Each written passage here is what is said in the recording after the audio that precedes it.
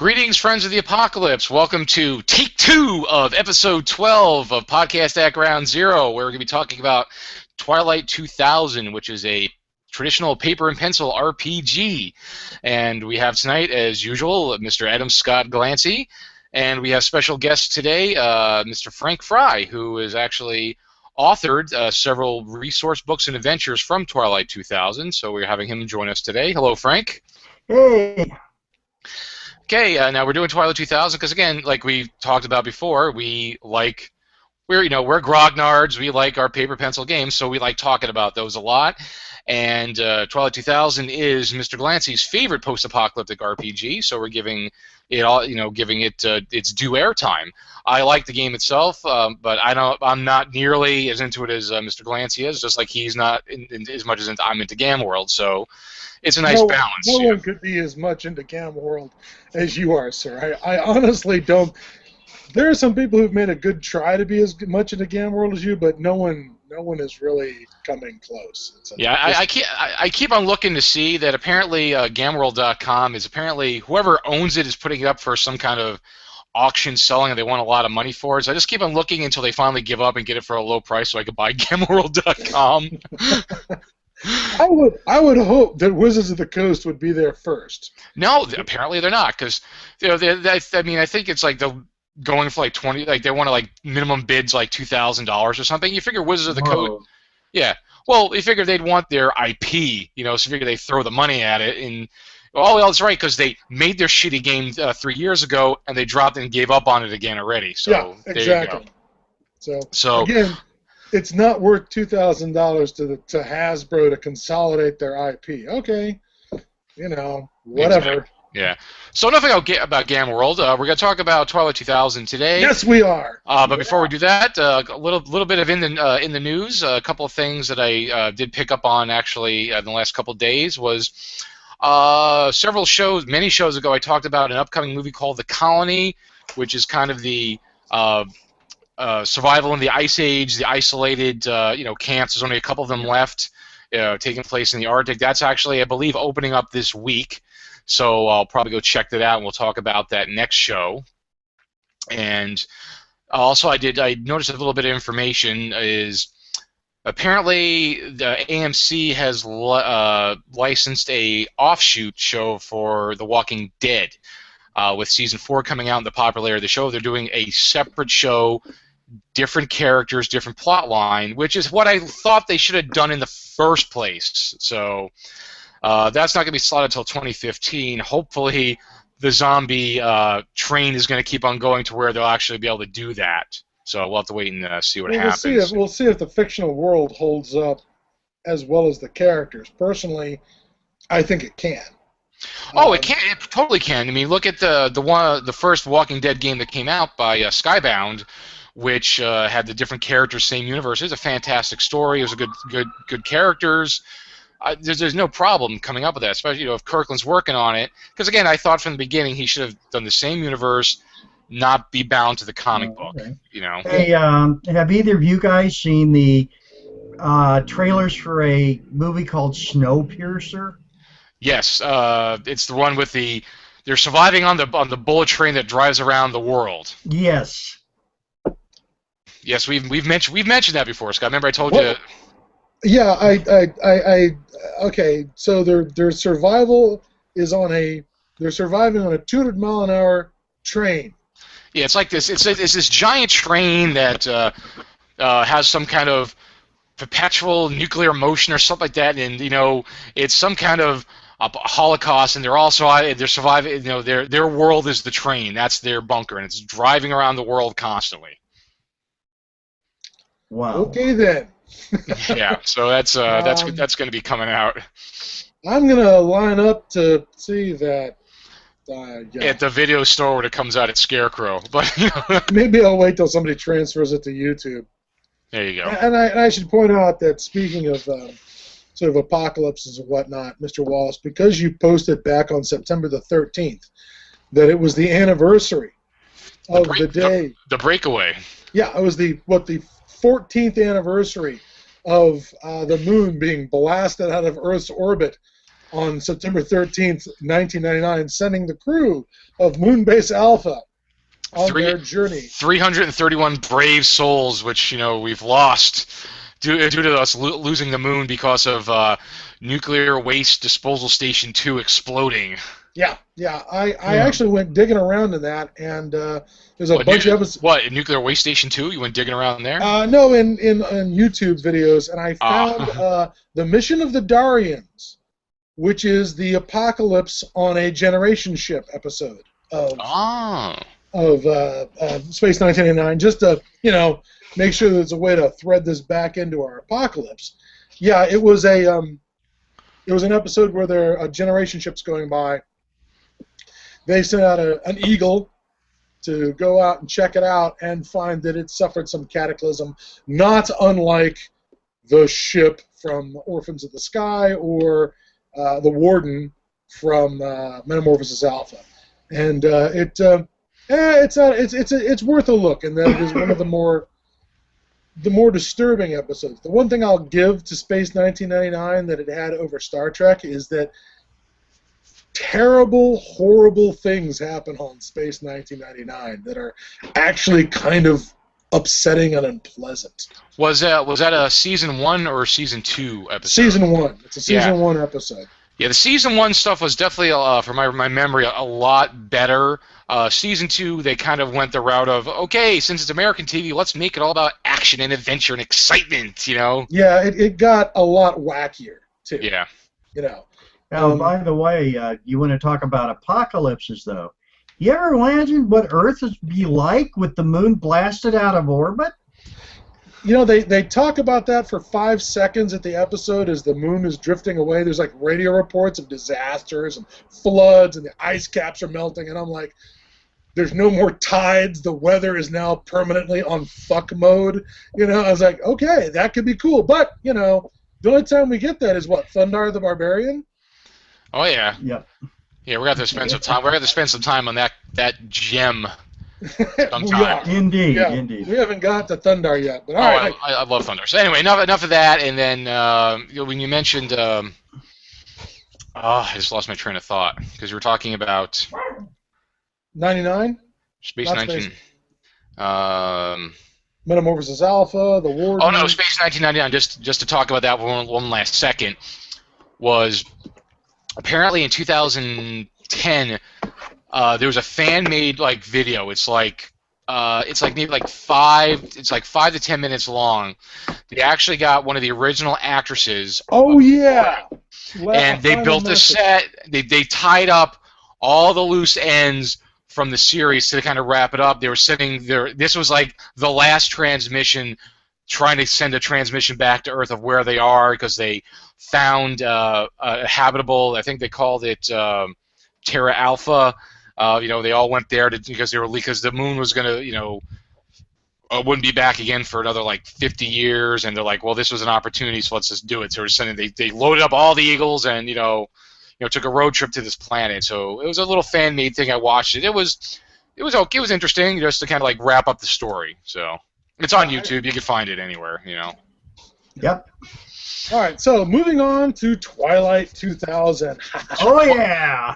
All right, Twilight 2000, for viewers who don't know, it's a RPG which came out in 1984. Was it originally done by Game Designers Workshop or no? Yeah, it was originally Game Designers Workshop. Frank Chadwick was the primary guy behind it. Now I no longer have my awesome original box set. Yeah, but all I have are the little weird black and white rule books where there was a referee. This is back in the day where there's a referee's manual and a play manual. Oh so it divided the source material with the rules in ways so that all the rules for how to play the game are with the player, but much of the background stuff and environmental stuff is with the keeper, which I thought which is a very cool way to divide stuff up. Plus all the background for the setting. Now tell us a little more about the setting, if you would, Scott. Just give us a little rundown on that. The basic deal is it's first published, I believe, in 1984. Yep. It is the height of the Cold War. It doesn't get any colder once you go back to 1963 and the Cuban Missile Crisis. The basic idea is that we turn the Cold War hot in a series of during a series of East-West confrontations that were intended to take place in 1995. That kicks off a third world war with the Russians fighting the Chinese, the Germans trying to force an armed reunification with West Germany and East Germany, and finally a Warsaw Pact NATO confrontation that ends after a grinding war in a limited nuclear exchange, more waste of resources on the continuing conflict until finally the war doesn't necessarily end. There's no armistice, there's no treaty, no side really wins. It just grinds down until more and more units are disintegrating as soldiers give up and walk home, or units go rogue and set themselves up as warlords or potentates, and the collapse of the global economy has sort of spread a disaster around the world where, Africa has turned itself back into sort of just an abattoir of warlords and tribes, and the borders have disintegrated, and it's a general global disaster following this exchange. Throw in, of course, a little nuclear winter from the limited nuclear exchange, and it sucks to be everybody on Earth. And Twilight 2000 kicks off in the summer of 2000, where you play military soldiers. And this was sort of the genius of the game. It was a game that set you up to develop characters who had a military background. And then it set up a situation where your military command structure has broken down, either because their radios aren't functioning anymore and they can't call you, or your unit has been overrun and is now, I hate to say, behind enemy lines, because more like the supply lines were cut, the chain of command was cut. Yeah, but units are now living off the land, and at this point, your unit or your fragment of a unit gets stuck behind enemy lines. Is a loose term. You're stuck in a zone that goes from somewhere from the Vistula River in Poland or the border of the Pripyat marshes all the way almost to the Rhine, that is just this wrecked zone of Europe where, governments extend as far as the rifle range of whatever local thug is calling himself the government, and you're just set adrift in this world. It was absolutely a sandbox universe. For me, it was a very important sandbox universe because it took the world that we knew, the world of the 20th century, and suddenly made it so that you could wander around that world almost at will, turning it almost into your standard sort of, fantasy trek across a world, because there were no borders, there were no customs officials, there were no national boundaries, that sort of thing to hold you up.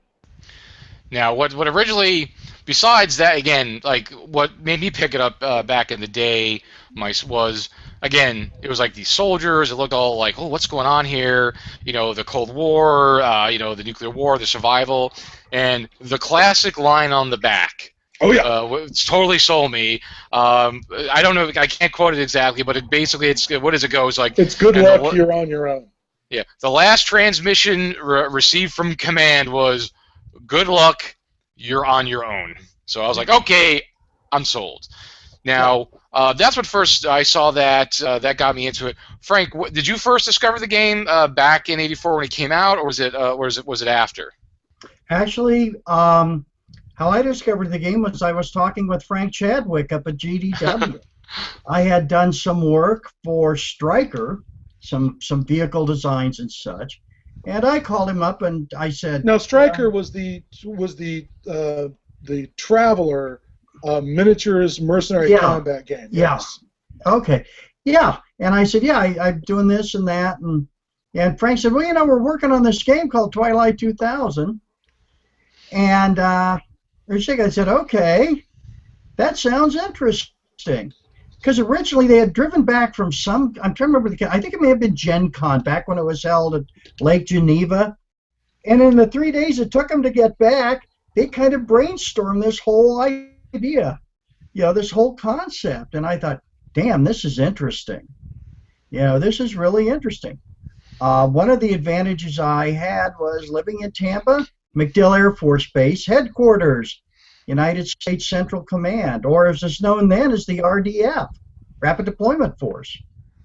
I thought this is really neat, so I got to work. And the first module I wrote, the adventure, was the Black Madonna. Hold on, let's go ahead and hold that bad boy up. Now was that the Black Madonna? Yeah. Now was that early? Was that early in the? Because was that still part of the original version, right? Not the later version, which came out in. Yeah. What is it? I think the first version was '84. The 2.0 came out in '90 when they kind of started changing the game around with the Fall of the Wall. So this is part of the original edition. Yeah. White Eagle came out in 1990. Okay. And and Frank knows a lot about military equipment because Frank's so put it out there. Frank is a Vietnam veteran, so Frank's been around military hardware, so he knows a little bit about it. So he's got a little street cred there when it comes to that. Which might be why he also wrote the Small Arms Guide for the first edition. Yep, and that's my beast. The NATO Vehicle Handbook for the first edition. And let's see what else. The RDF, as we were saying, the RDF source book. Yep. And King's Ransom. Ta-da! King's Ransom, which is one of the two scenarios set in Iran, I think they produced. I mean, that was the only two that were published, was RDF Sourcebook and King's Ransom. There were a couple others that were written for Challenge Magazine, but the Persian Gulf Theater didn't get as much love as the Central European Theater. And yeah, and I always thought it was interesting because you look at today and our civilization, our society, and I'm trying to think, my God, if we had a collapse like that, there'd be a whole lot of people that would just basically be SOL. They wouldn't know what to do. And that was part of the challenge of writing for Twilight 2000. Was actually trying to come up with what seemed to be plausible. How did you do this? How do you get by without this? Yeah. I can give you a straight-up example from my own life. I'm a diabetic. I would figure without my insulin injections and the oral medications I take, I'm going to be dead within 2 years. We've all read Lucifer's Hammer. Yeah. Yeah, which was which is really the scariest moment for me, and that was the guy who is the JPL guy who has diabetes, who has to make a decision about whether he's going to save his life or today we lost our wizard. Yeah, I think that's the quote from the book. Today we lost our wizard, and it was just trying to make things work, like answering basic questions, like where's all the ammunition coming from? More importantly, who's making primers? I mean, I can load. Anybody can, load a salvage brass cartridges, but who's making the primers that go in them? There's only a finite number of those. One of the things I loved about some of the rules. Now, the rules were less complicated than Mara Project. They were less complicated. But in the first edition, it was still a bit like doing your taxes to generate a character sheet. That's what actually kind of turned me away from the game a bit, because I was just reading recently, somebody was talking about did a comparison to Advanced Squad Leader and Twilight 2000. Mm-hmm. Yeah. They're like it's like Advanced Squad Leader, is in RPG format. It's because it was a bit complicated, because especially back then it was, like Aftermath, all of the overly complicated games. Like we tried them, but it was a bit much. Like we played Twilight 2000 once or twice, but it was like so much went into just creating characters, and you could get snuffed out in a second too. Yeah. That was the one thing about the game, is that it was absolutely unforgiving when it came to getting shot. I had a character who picked up one hit and was essentially done for the damn game. I mean, there was nothing else I could do to contribute because, I had, thank God I was wearing my helmet, but my character couldn't see straight for the next 3 weeks because he got shot in the back of the head, and the impact had temporarily blinded him. Well, yeah, not only that, but when I was running firefights, and I have, I used to be known for my lethal firefights. Having had some practical experience at the matter. Yeah, because there are any number of times when, what's your favorite shooting position? Flat on my stomach, doing this with my M16, held above my head, thumb on the trigger. And the way that you would judge how effective you were was you're listening to the volume of the other guy's return fire. When it starts slacking off, you figure, okay, we drove him off. So I actually had one kid who'd fired off a burst. He'd scored a critical. Thought he was hot, but hot shit. Did I get him? Are you poking up your head to see it? Yes. Bam! You're done. Stick your head up in the middle of a firefight. You just got your skull excavated by a 7.62 by 39 millimeter round. The rules were very brutal on character injury. Oh, and they were very realistic. They were very realistic on resource management. How many calories are you going to have to suck down to be able to maintain your attributes? Mm-hmm. Radiation did not give you superpowers in Twilight 2000. That's bullshit right there, okay? Radiation made you shit your liver, is what it did. Your gums bleed, and your teeth fall out, and your hair goes, and you're incapacitated by nausea and all kinds of other horrible shit. Yeah, you wind up like me. What the hell? Well, that's the thing too. With the game, which again turned us away from it, was the game is the combat. It's more of a. You can probably say it was more of a simulator. It was very realistic with the combat. I think it was. For my taste, it was too realistic because I'm playing a fantasy game. I want to be, you know what? Yeah, I want to be the hero. I want to be able to do this and I want to be able to do that. Too much realism is like, well, if I want it to be real, then let's just go out on the street, because it. If I wanted it to be lethal and realistic, I'd play Call of Cthulhu and die in the first opening, volley of gunfire. Well, if it was played that way, but that's what that's what the game is. It's a very for our viewers, it's a very hyper realistic game, and then we can get into a whole debate because I know actually some of our friends who do the D Infinity Live broadcasts who've been on the show before. I think that one of the recent podcasts was just about realism in gaming. Because it's like, where do you personally draw the line? How realistic do you want your game to be? Do you want it to be super realistic to where it's almost, in my opinion, almost no fun, or do you want to completely wahoo in the other direction? It's like, where do you find that balance? Where do you? Certainly, when we I'm sorry, I was gonna say when we played the game, and I promise not to talk over Frank anymore, since he's closer to the damn source material than I am. When we had firefights in the game, it usually worked out a lot like. What we saw later watching Band of Brothers, which was that the firefight either went all your way or you were completely screwed. I mean, the initial point of contact, who gets the drop on the other guys, it usually went all one way. Either we wiped the other guys out before they had a chance to know what was happening, or we bit off more than we could chew, and God knows I can remember some instances where we're like, yay, we're winning, and then, oh, wait, we lost, where the things fell apart very quickly in the game, and after a couple of spankings and having lost some characters, I got a lot more cautious, something that you don't get to do in real life. You don't get to learn from that mistake when you ambushed the Mexican Army guys and thought, there's no way they're going to be able to call in indirect fire support. We've got these, wetbacks by their blam, end of game. So, yeah, we got a lot more cautious. We shot guys in the back. We would not get into a conflict with another group because this is not a game that really ran on experience points. You didn't win by shooting a bunch of guys, getting experience points, getting better, and getting their stuff. You had to solve problems in the game. The game forced you to do other things besides combat to solve a lot of your problems.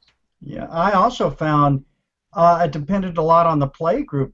My play group, when we were play testing RDF Sourcebook, I had a very good bunch of players, so I sprang something on them. They got in a firefight with a group of Soviet soldiers in and around the mountains of around the Zagros Mountains. And when it was all said and done and they had won, as it were, they go up and they find that it's a Category 3 unit, which basically means these guys aren't really mobilized, and unless the Germans are goose stepping through the streets of Moscow type ones, and they suddenly realized that most of those soldiers were kids, young men anywhere between the ages of 12 and 14. And I remember one of my players just kind of going, "My God, we're killing children." And it was an interesting moment, because it's almost a typical American reaction. Yeah. "Oh my God, we're killing children." And then the old grizzled veteran character goes, "Just remember, those kids were trying to kill us. Besides, little son of a bitch has an AK-47 in his hands. He grew up." Yeah. So you had this whole thing going back and forth where they were aware of their environment. So that's a kind of realism. It's they bring it themselves. And one of the things I really enjoyed was the idea that the game presented a lot of really interesting moral dilemmas that were not dictated, directed by alignment. And remember, this is '84, all right, when the alignment was still something that people seemed to think was standard for any game. Now, the game had a system of developing character motivations using a deck of cards where you draw a card and it would define an NPC very quickly as to what their sort of motives and what all were. It wasn't like, oh, look, orcs, they're chaotic evil.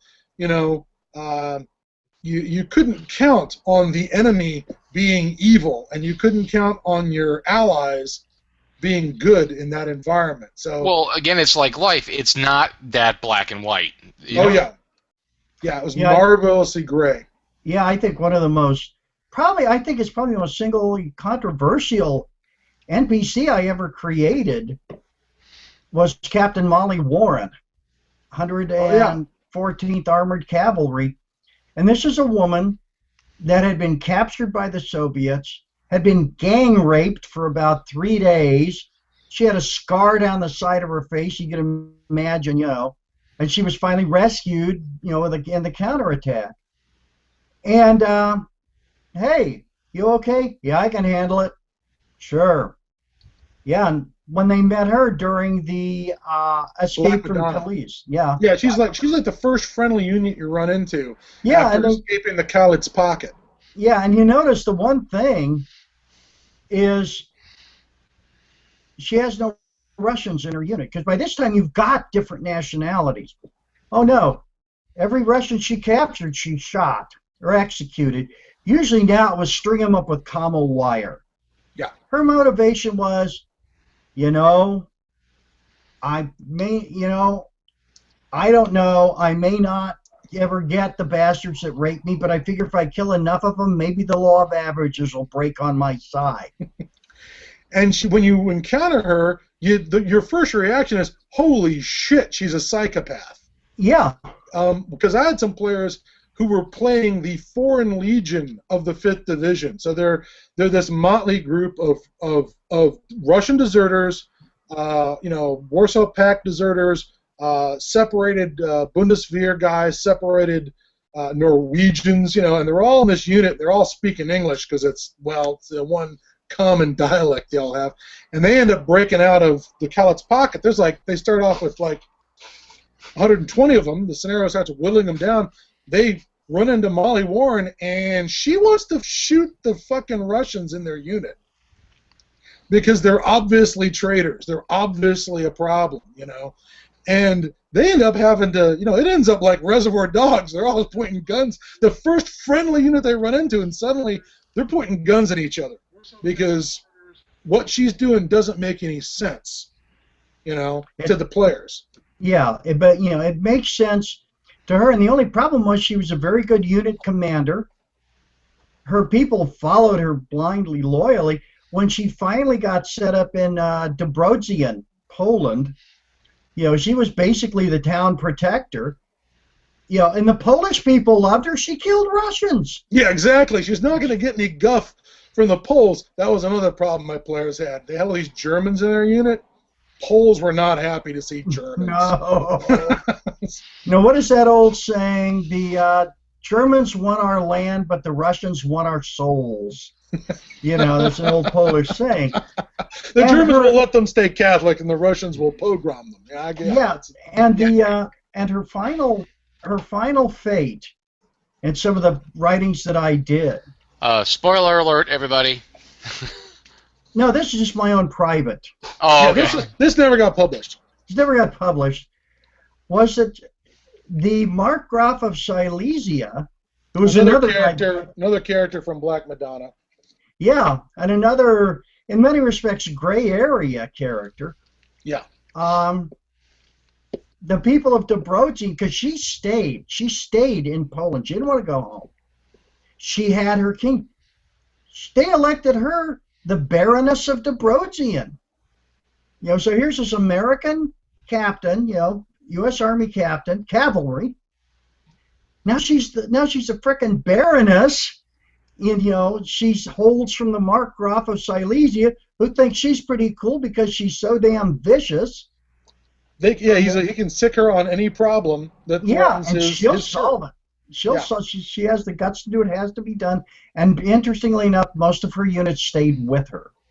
What I loved about that was the sort of about the setting was it got very medieval, and it got medieval in a genuinely believable way, especially the idea that you could have some group come into an area that were foreigners, and they could be accepted as the area's protectors. I mean, it was kind of a violation of the sort of nationalism and nation-state ideas that have developed since the Napoleonic eras.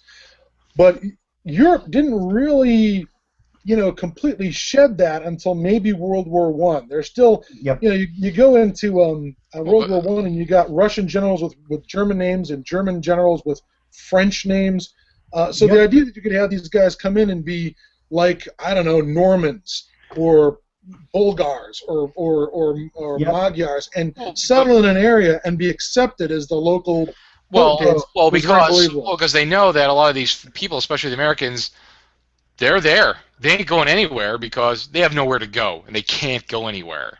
And by the way, Scott, speaking as a history nerd, what you're probably thinking of is the Treaty of Westphalia in 1648, which ended the 30 Years' War and began the establishment of the European nation-state. Yeah. The nerd here, history nerd moment. Oh boy! I can tell you're a nerd because you had to correct me. That's always the big nerd test. If you say something like "Beam me up, Spocky," and they go, "That's Scotty." That's there is never any nerd moments on this show ever. Never. No. So now, just to circle back a little bit, so Frank, you did several source books for the game. Now you said you originally got into that because one of the original creators you were kind of friends with, right? And he was working for GDW. He'd done some. And you're already working for GDW, correct? Yeah, but I freelanced, done a few things. Okay, so now did you come up to them and say, "Hey, I got some ideas for some source material"? Or did they ask you to, "Hey, we need some different source material and adventures"? How did that happen? It was a combination of both, actually. Frank and Lauren Wiseman and Mark Miller. We're all really mellow guys. In fact, I knew Mark. He was a guest at a convention here in Tampa years and years ago. And I'd make proposals. I just say, okay, hey, and besides them, I got to tell you right now to put it out here in public. The Black Madonna was originally a very good friend of mine. Her name is Stephanie Robbins. She is currently a civilian analyst for the Department of the Army, an intelligence analyst. She did a lot of work in Eastern European studies, and she said, "Hey, Frank, you ever heard of the Black Madonna of Czestochowa?" I said, kind of vaguely, and she turned me on to it. So that's partly her idea as well, So I'm going to give credit, she was the spark. And the other inspiration for Black Madonna, Raiders of the Lost Ark. I wanted to do that kind of adventure with just a little tinge of the supernatural. Yeah. Now this is all from. Now you only wrote for the first edition, right, Frank? Yeah, I wrote for the first edition. First edition. Now from again doing my research, because I said I was out of Twilight 2000 at that point, but I know in '90 they came out with 2.0, the second edition. Yep. And from what I've read, now Scott, you can fill us in a little bit more on that. There was changes in the game to where, because the wall had fallen in '89. Well, so the mechanics had changed. Oh, mechanics had changed in that rules. The new edition had this cover on, the big yellow cover, and there's also the big yellow box over here. And one of the things that they did was they changed the rules quite a bit. And the character sheet was changed up so that it became a lot easier to make a character. It was a lot easier to define the character's abilities. It became a skill. It was still a skill-based game, but a lot of your skills were now based on some attribute bases. If you had some intelligence, you'd be pretty good at something even without training. They also fixed the problem of the first game had this one weird rule about weapons fire. When you took a shot in the game originally, guns held shots, not bullets, and a shot was 3 rounds, and it was a way for them to streamline auto fire and other rules. The result was you couldn't just use 1 bullet. It was always 3 rounds, and that always was kind of wonky. And it was like something out of a tabletop miniatures or like something out of Squad Leader. Yep. They fixed that problem, and the rule set, they tried to adapt this rule set, GDW did, to its game Dark Conspiracy, which is sort of a dystopian supernatural game. They also tried to adapt it to something called Merc 2000, which was an alternate history, no Third World War, but a world that's spiraling into chaos. Because I think what I've read is they were worried about danger of their game becoming obsolete because the Cold War was over, so it wasn't as relevant. Yeah, so they had to come out with some other sources. Yeah, instead. Actually what they did also, too, was if you read that, they basically turned it into an alternate history because in the second edition, the point where it diverged was, if you remember, when Boris Yeltsin is mayor of the whole thing with the KGB, the coup. In this case, it worked.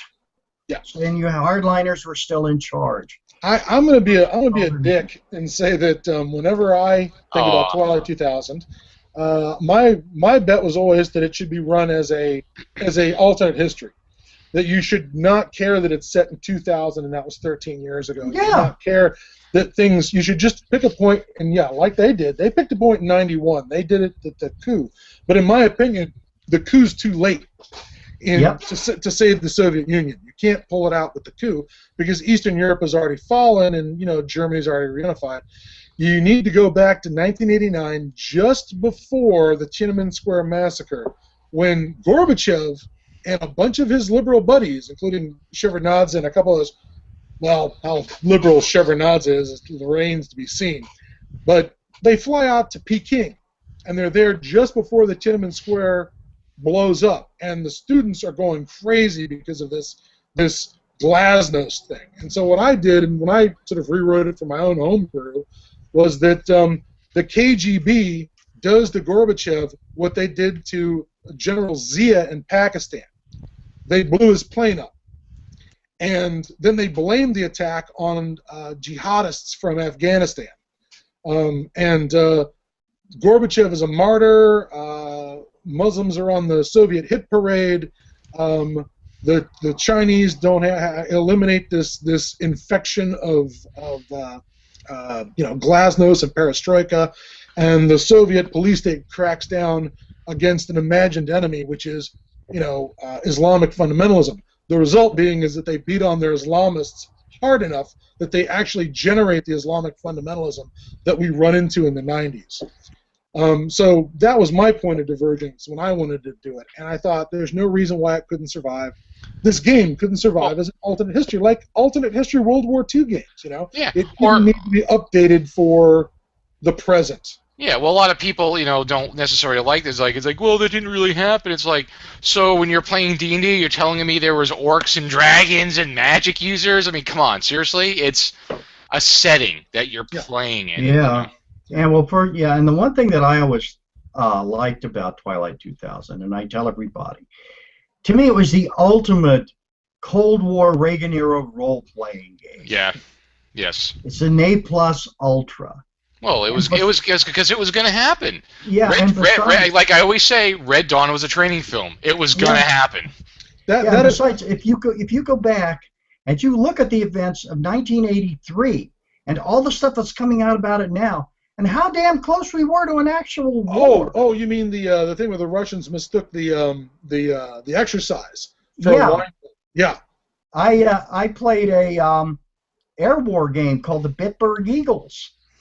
You know, the F-15s, and all of a sudden it hits the fan. And so there's your break point. Now, there was another break point as well, and it's available for people who'd like to read it. I call it Twilight 1957. The paper's called Operation Drop Shot, and it's an analysis of what would have happened if the U.S. and the Soviet Union had gone to war in the 1950s. And it's very detailed. It's very interesting. Well, we're going to have to post a link to that. That sounds dead sexy. That really does. Including, of course, here's your opportunity to be in a tank crew, and the driver's a fella named Elvis Aaron Presley. And believe it or not, I read an article by one of the men that was in his unit, and he said he was a damn good soldier. And he said he wasn't. The tank. Yeah. And then he was not being Elvis. You know, he was just one of the guys. Now here's a question. I know I don't know if it was the second edition or the third edition that came out. Which was the edition where basically they tried to tie the Twilight 2000 setting into 2300 AD? Was it with the second edition? That was always the case. That was always the case, because what I understood is that if you read 2300 or Traveler 2300. They actually mention the Twilight War as reshaping the world. And apparently Frank Chadwick and all these guys at GDW sat down and over like 3 months played this giant board game with homebrew rules where they fought the entire Twilight War and the aftermath of it up until 2300 AD, and that created their setting. Because the guy playing the French player did really, really well, by the time you get to 2300 AD, France is the third French Empire, and they are the superpower of the 2300 AD world. And if I might jump in here for a moment. Oh, please. I think that was part of the reason why 2300 didn't do all that well. You write it for an American audience, which is obviously was designed for God's sakes, don't make the French the centerpiece. Well, they are the evil empire that you can always take a run at. I mean, it was tough that, you read the thing, and America has been reduced to a second-rate power. We're about the kind of America that you'd expect from, say, 1890, compared to the powers in Europe, And, America is back to being the brash upstart nation, but, it's tough coming back from a limited nuclear strike in your backyard, That's true, and by the way, I did the strikes and the targeting stuff for the Soviet Union. I did the strike maps. The Twilight 2000, was it USSR 2000? Yeah. Yeah. The nuclear strikes. And I was limited. Ye God. You look at the targets in the United States, you look at the targets in the Soviet Union. There were targets all over the world. Yeah, it ain't that limited. I noticed, though, that you didn't hit, what's it called, Yamanato Mountain, which is the creepy Soviet giant underground city in the Urals. I didn't know about it. Had I known about it... Okay. No, you missed it. Therefore, it's the center of all of that evil Russian nastiness. As they're still trying to fight the Third World War, even though everyone else has given up on this stupid war thing. There's still these grizzled old generals and party apparatchiks in this underground city, trying to figure out how they're finally going to vanquish capitalism, from the face of the earth. And that was the thing. I mean, when you look at some of the stuff that I did, and I'm very proud of it. I worked the RDF source book from open sources only, although I had some help from some of the folks at what is now CENTCOM, which was then Joint RDF Task Force Headquarters. And, I used to look at it like I took out some stuff and I read it like several months ago, and I'm like, my God, was I ever off the mark? But then I realized, no, not by that much. I have given you a ration of shit for presuming in the RDF source book that Iran would get less crazy. I mean, that's your only big sin, in Yeah. in the RDF sourcebooks. This idea that Boy, could you have not been more wrong. granted, I know. his presumption was after the Iran-Iraq war, with all the massive casualties suffered, doing human wave attacks against mustard gas, that people in Iran would go, maybe these mullahs are not running the country very well. But the opposite has happened. It actually entrenched the mullahs' rule, no matter how incompetently they ran the war, and no matter how many dead bodies, Iranian dead bodies they made. It only sort of, it's like Stalin in World War II. It only solidified their rule. But, apart from that, there weren't a lot of ridiculous, and that really at the time wasn't a ridiculous presumption. Neither was things like Yugoslavia fighting the Warsaw Pact. In the game originally had Yugoslavia breaking up during World War III. Into ethnic fighting. The only thing they got backwards was the Serbs being on NATO's side and the Croatians being on the Warsaw Pact side. But even so, they got a lot of that right. They did a really good job. I think one of the most interesting things that they got right in a way was if you look at the head of MilGov, General Jonathan Cummings, former chairman of the Joint Chiefs of Staff, he's African American. That's right. He's like Colin, and you read his bio, and it's like, kind of reminds me of Colin Powell. Yeah, it's like they called the Colin Powell thing before there was a Colin Powell. Yeah. And the first time for me, the first time it was revealed that he was African American is in Pirates of the, or Gateway to the Spanish Main by Tom Mulkey, where you find he sent his family out of the country, or some nieces or whatever, and you find these girls, and they're living in Grenada, and they're black. And it's like, wait a minute, they're the nieces? And I had my fucking white boy milk, white privilege moment of going, wait a minute, what do you mean the head of MilGov's black? Eat it, white boy, he's black, get used to it. And I thought, well, no wonder the fucking New Americans hate MilGov so much. Well, that was another one, the New America. And I always thought the scary thing about that was the number of Twilight 2000 players that were actually sympathetic towards New America. Well, I keep hearing from people who played Twilight 2000, like in Europe, that some people played it where they played the Soviets. They were perfectly happy to play the Soviets. I never heard anybody playing the New Americans. I would have to spank my players if they played the New Americans. Well, I think, and that's what I think would be so interesting is they came up with New America. I'm looking at this and I'm going, yeah, whatever, I don't think you'd ever find that in reality. I don't think you're going to find the super militia out there. No. You'd have all these little chunk of junk groups, whatever variations of Peckerwoods they got out there. Yeah. And I agree that one of the things about New America is it couldn't survive as a monolithic entity because that just wasn't going to work. But the idea of all these different militias after the war made perfect sense. Yeah. And certainly New America could have like developed post-bomb. Rather than be a plan from the beginning, it develops post-bomb so that it looks a lot more like the Holonists from, say, the Postmen. But now, back to what we were saying before about the 2300 and how it developed. I did not know that. My interpretation at the time was that Traveler 2300 stemmed from like, oh look, we're trying to make Aliens the role-playing game because that's what it felt like. Certainly, the tech looks like that. They went for a very hard science look. The very hard science look, the 2300. Now you said that was all along. Then they came out with a third edition in 1993. How much did that vary much from the one that came out in 90, the second edition? What they did was the second edition used a D10, and the third edition, the 2.2, which I happen to have, used a D20. Okay, so it was just a little more of a mechanics change than anything else at that point. And not only that, but they also had a way of character generation where you could actually have a civilian career. Yes, you could. You didn't have to just be in the military. No, you could have a civilian career and suddenly you're in the military. You take a look at that. You take a look at Traveler New Era, which was along the same lines and used the same system. It was called the GDW House system. Yeah, they tried to apply it to everything. And then perhaps the greatest thing they did was they applied it to a wonderful game called Cadillacs and Dinosaurs. Oh, geez, Yes. do I have a copy of that here? Mine's packed away, but I always thought it would be one of the things I found interesting was the hearing the number of people. I've got that. That's got some ace stuff in it.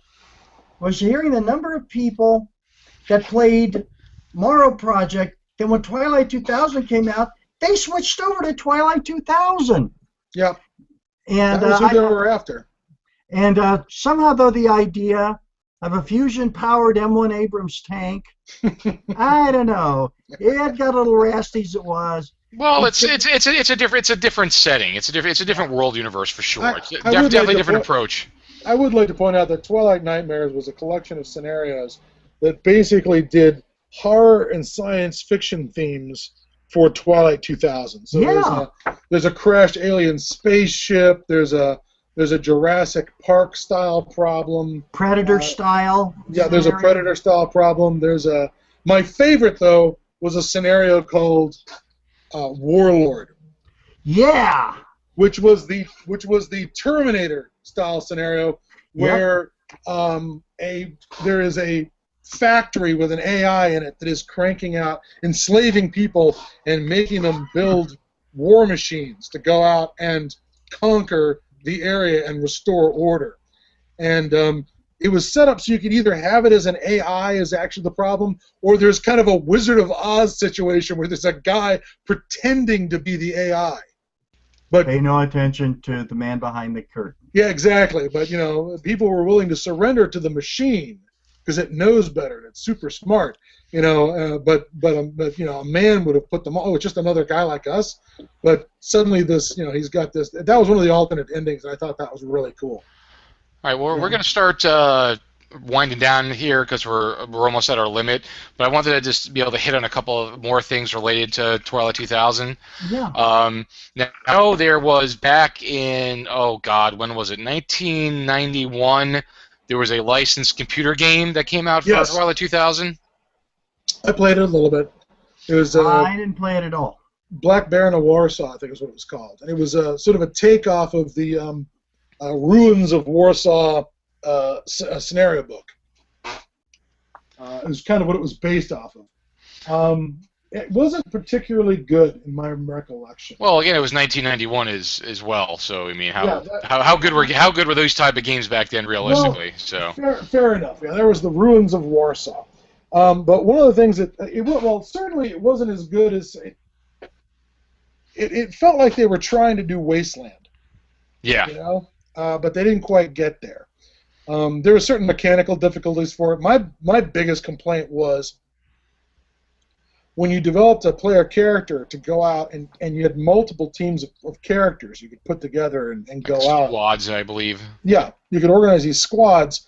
There was an upper limit of how many men you could have, of course, but the character generation was such that the characters were rarely good enough at any more than one thing. You ended up with one guy as the shooter, one guy as the driver, one guy as the mechanic, and that always kind of bothered me because it was difficult to create well-rounded characters.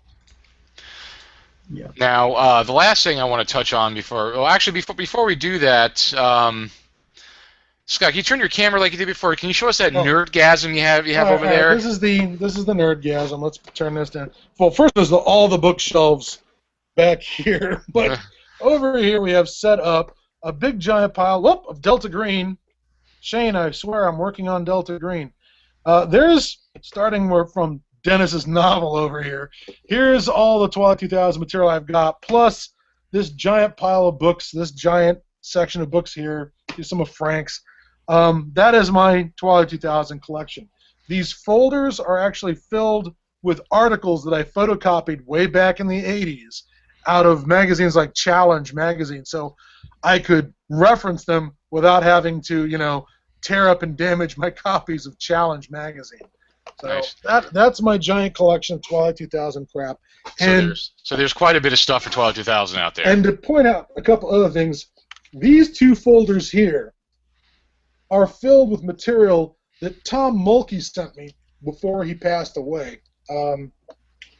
Because I discovered he was living in Florida, and he was writing a lot of Twilight 2000 material about Florida. He wrote Gateway to the Spanish Main. He wrote Urban Guerrilla, which is a really classic scenario, and set in a New America run St. Petersburg, Florida. He did some other stuff set in Florida, and because I was, living in Florida at the time, I was thrilled with any Twilight 2000 material that was set in Florida. So he sent me a bunch of his unpublished notes for things like Murphy's Rules, which was set at the University of Florida, The Mad Woman of Miami, Warriors of the Everglades, and a couple other scenarios that he came up with that are really, really kind of cool. And I have held on to them ever since, well, I guess ever since the early 90s, which is probably the last time I had contact with Tom. I called him up because he was another Vietnam vintage paratrooper and asked him, I was about to go skydiving the next day, and I needed a pep talk to not chicken out. And Tom was very gracious and was willing to talk me into jumping out of a perfectly good airplane. Thank you, Tom, wherever you are. Oh, and finally, this is incredibly stupid. I found this was a giant binder that I created, which was a compendium of every sort of it was sort of a gazetteer of the Twilight 2000 world, from all the books, distilled information of where the military units were located, what cities were under whose control, what cities were nuked. That's how completely in love I was with Twilight 2000 as a setting.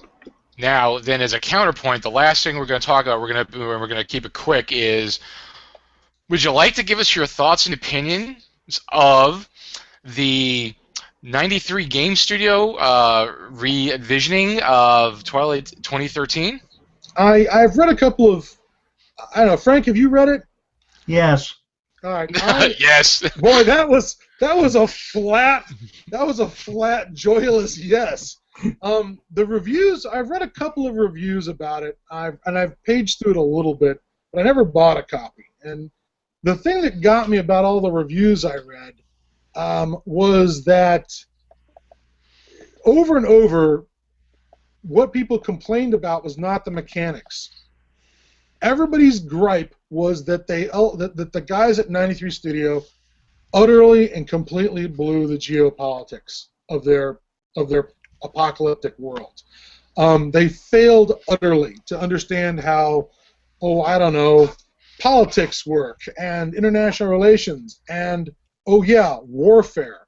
I would love to read some of the dumber things that they alleged to have happened. One of my favorites was the reviewer describes that France is subjected to nuclear terrorism, and that France determines that the nuclear terrorism was launched from terrorist bases in Belarus. So their response is to nuke Belarus, causing the Russians to invade Belarus, declare war on France, and nuke Western Europe. The reviewer describes this as the equivalent of, this is like jumping into a bombed-out car and then declaring war on whoever bombed the car. Yeah. The scenario for World War III gets dumber and dumber as Canada and Mexico attack America. One of my favorite moments is where the Chinese, how did the reviewer put it? Let's see here. China launches a surprise nuclear attack on the United States with its submarine fleet, which apparently employ alien space bat technology to avoid detection and destruction by the more numerous and technologically advanced submarines of the U.S. They did this in retaliation for the U.S. cutting off trade with China. So let me get this straight. You stopped buying our crap, so we're going to kill you.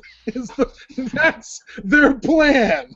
Yeah, I've read similar things about just how bad just the universe is, and they made this little audio thing of like George Bush's final message to America. Did you hear any of that ever?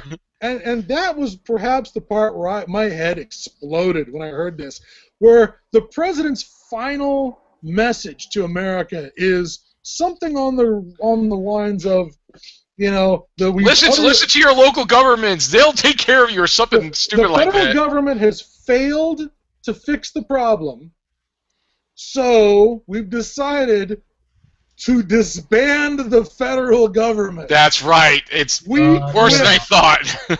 We've decided that because we were no good at managing this, Third World War thing, we decided that the thing to do is to stop doing anything. Local military commanders are supposed to report to local authorities, or U.S. military forces are supposed to report to local authorities to take their new orders. And I'm thinking, wow. Does that include our nuclear stockpiles? Are we does the mayor of Detroit, who, used to be a street gang member 2 weeks earlier, does he now have access to the nuke codes? I mean, what are you talking about? It was just... Yeah, but when, looking back on that, and the first thing I would think is, how the hell did somebody from the Tea Party get elected to the presidency? Because that sounds exactly like what they were doing. That's their very first plan, is we're going to fix this the federal government's not working very well, so we're going to stop having one. Yeah, there you go. Actually, I think that I've read it all. I didn't care for the game mechanics. Neither did I care for the world. Thank God I got it in PDF, which is now just, it's electronic kibblage. If I could go back, if I could do now and publish a Twilight 2000, and I'll be brutally honest, the rules I would use, the engine I would use, would be Savage Worlds. Because it's fast, it's curious, it's fun. It moves quickly. You could still do a lot of role-playing with it. It's got an entire, my God, arsenal of weaponry. You could set it up. But well, maybe track down that license, Frank. See if you get licensed and make that happen. As soon as you win the lottery. Yeah. Well, maybe get well. If these other jokers could have done it, Frank surely could do it. So. Yeah, and I think it would be interesting. The last word I want to throw in about the yes, setting. all right, Frank. We're now going to hit our phrase called final words, because we need to wrap up. We need to wrap up. Got it. So, what is your last words, Mr. Glancy? Oh, okay. For my last words on the reboot of Twilight 2000, the one from Studio 93, one of the reviewers of the game, made the comment that when they read the original Twilight 2000, they sort of fell in love with it because it was clearly put together by history and politic wonks who had a deep knowledge of their subject and had just, done their damnedest to create not just an entertaining and interesting world, but one that was built in enough plausibility that you could, maintain your suspension of disbelief. And that these people were clearly like guys. So they didn't learn anything from that. You're trying to say? Well. The reviewer's comment, which I thought was brilliant, was that the Studio 93 setting read like it had been written by guys who got their history and politics from role-playing games. That these guys were not guys with master's degrees or doctorates in history or had been had any military background at all. It was their contact with the subject matter was no deeper than, having played role-playing games, and read history out of role-playing games. Now that's not 100% fair and true, because I know that there were some guys who were involved in it that were, active and former U.S. military personnel. But regardless, it just failed. It just failed. I think one of the problems is it's Twilight 2013. You'll notice it's 2013. Nothing's blown up. You avoid history marching over your game if you set it in alternative history. Yep. All right. Any last words, Frank? Yeah, for me, when you really look at it, the world of Twilight 2000, if you go back and you say, take a look at the world of Conan, the Wandering Warriors, the bringing order out of chaos. The legendary American West, like the Wild Bunch, or basically the small band of brothers with guns or swords or whatever, united against a chaotic world. You made reference to Band of Brothers, and yeah, that's what you are, because that's all you've got. In the end, that's all you've got. It was one of the few games where we never did this in D&D. In D&D, we always just wandered around to the next adventure. But Twilight 2000, a game where we got attracted to locations and set ourselves up, became warlords, tried to carve out a piece of civilization, make trade, make the mail work again, and building something out of the ruins was so much sexier than just having another firefight in the ruins. Yeah. It was really what was attractive about the game. Yeah, and you look at Conan, you look at the legendary American West, the brightest legends, lawmen, bringing order, rounding up bad guys, building something. And in Twilight 2000, I think that's in a way is what it is as well. That's a very good analogy, Frank. I never thought about it like that myself, so it's very good. So. All right, so last words to me. Again, I really don't have a whole lot of last words. Again, I wasn't as steep in the game as much as these guys are, but I've actually learned a lot about it just from being on, listening to Frank and Scott talk about it. Like Frank's last words. So it re-sparks my interest in it again. Maybe somebody should write some fiction on it. But yeah, that's my last words. Frank, Scott, write some good Twilight 2000 fiction. That's my last words on the subject. As soon as I get done with my Delta Green writing assignment, I promise you'll get right on it. Right on that. Okay, so that's it for this week, folks. Again, thank you, Frank, for joining us this week. We appreciate it. We'll go get you looped in again some other time. And Scott, thank you as normal. And I'm thinking, because I had a point that I was going to make. I don't know how I was going to tie into it, but I think next time, folks, I think we're going to finally touch on a subject that I've been avoiding and don't want to talk about because it's too popular, but I think it's fair time that we touch on the subject matter. Do you know what I'm going at, Scott? You might be coming around to the F word. You might be. Are you coming around to the F word? The F word? Fallout. Oh, no. The Z word. Oh, the Z word. Oh, yes. We're not using the Z word. That's stupid. Don't say that. But, the question is, where do we start? Oh, I don't know. We'll figure it out. But I think we need to touch base on. Fair enough that we need to talk about the zombie apocalypse because it's popular, it's cool, and we are been fans of it for a long time, way before because we're hipsters because we were into it before everybody else was. So. 17 years old, went to the midnight movies, the Midnight Movie Express at AMC theaters in Altamont Springs, Florida, and watched Dawn of the Dead. At age 17, and that was it. I'm hooked. Oh yeah, I saw before I even saw. I saw the original Day of the Dead in 1985 when I was 16 years old in the movie theaters, and I was into this stuff before then. But again, I'm not going to justify how much hipsters we are. But I think maybe we'll touch on the zombies because we talked about it a little bit, and I think it needs its. We've been chewing around the edges of the Z word for a while. Yeah. Okay. Oh, and by the way, early 1970s, out at a drive-in with a friend of mine, a six-pack of beer, and Night of the Living Dead, the original, on the screen. That was your point of contact? Yeah, that was it. That was the first one. Okay, so it's decided next show, folks, which we're not going to have. We had a show early this week because I'm out of town all week for the real job, so so we couldn't do it next week. But the week after I'm back in town from business, we'll pick up where we left off. So 2 weeks from now, we're going to pick up and we're going to talk about everybody's favorite apocalypse is zombies. So so. Good night, folks. Again, thank you, Frank. Thank you, Scott. Thank you, anybody who put up with our BS and listened to us for however long we talked. We will see you in the wastelands. Thank you, and good night. Good night.